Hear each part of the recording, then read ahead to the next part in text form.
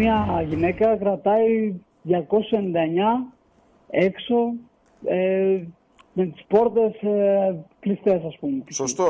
Σωστός και μου έδωσες και έναν εξαιρετικό τίτλο, Στέφανε. Μια γυναίκα κρατάει κλειστές τις πόρτες της Βουλής για να μην ψηφιστεί το μνημόνιο απόψε.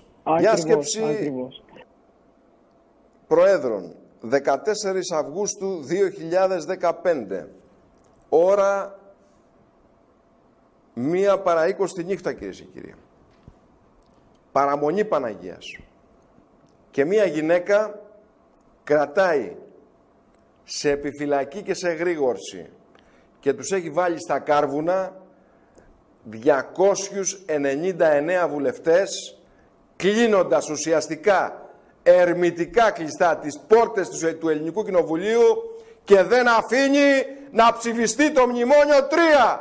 Εγώ προσωπικά, μέσα από εδώ, από το μικρό βήμα που έχω και από το μακελιό.gr, γιατί δεν έχω τηλεοπτικό σταθμό, και από το Web TV που εκπέμπουμε κάθε βράδυ, δίνω στην κυρία Ζωή Κωνσταντοπούλου τους μεγαλύτερους πατριωτικούς μου χαιρετισμούς και λέω ένα πράγμα.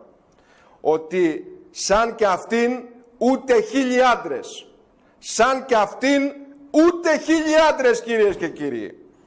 Συγχαίρω μια γυναίκα που έχει απόλυτη νομική κατάρτιση, παίζει στα χέρια της το ελληνικό σύνταγμα, γνωρίζει απ' έξω τον κανονισμό της Βουλής και χορεύει τον πρωθυπουργό της υποτέλειας, τον πρωθυπουργό των μνημονίων, τον πρωθυπουργό, το γιο του εργολάβου της Χούντας, στο ταψί και τον έχει κάνει μαλάκα. Τον έχει κάνει μαλάκα απόψε.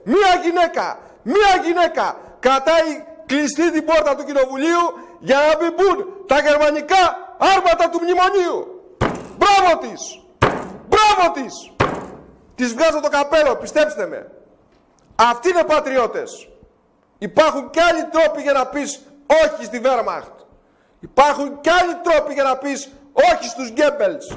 Υπάρχουν κι άλλοι τρόποι για να πεις όχι στους Χίτλερ. Αυτοί οι τρόποι της Κωνσταντοπούλου. Να τις βγάλουμε το καπέλο λοιπόν της κυρίας και να της πούμε ότι σαν τέτοιες Ελληνίδες, σουλιώτισσες, δεν ξαναβγάζει η Ελλάδα. Και ξέρετε κάτι, είμαι από τους ανθρώπους που δεν ενθουσιάζομαι εύκολα για πολιτικούς. Γιατί γνωρίζω καλά ότι πίσω από τα πολιτικά πρόσωπα υπάρχουν παγίδες. Διαφώνησα έντονα την ημέρα εκείνη που η κυρία Κωνσταντοπούλου ενώπιον της τηλεοπτικής κάμερας είχε εξευτελίσει ένα αστυνομικό της Βουλής. Και ήμουν από τους πρώτους που αποδοκίμασα δημοσιογραφικά αυτή την ενέργεια. Έχει κάνει πολλά λάθη η κυρία Κωνσταντοπούλου. Και πιθανόν να έχει κάνει και κακούς υπολογισμούς. Σε ένα πράγμα όμως δεν μπορούμε να την ψέξουμε και να την κατηγορήσουμε. Ότι δεν είναι πατριώτισσα.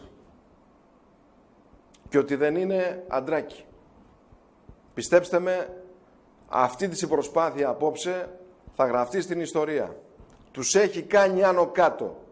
Εγώ θεωρώ ότι ο πρωθυπουργός της χώρας στα πρόθυρα νευρικής κρίσης ήδη πρέπει να παίρνει το τρίτο ή το τέταρτο. Το τρίτο ή το τέταρτο να καταπίνει.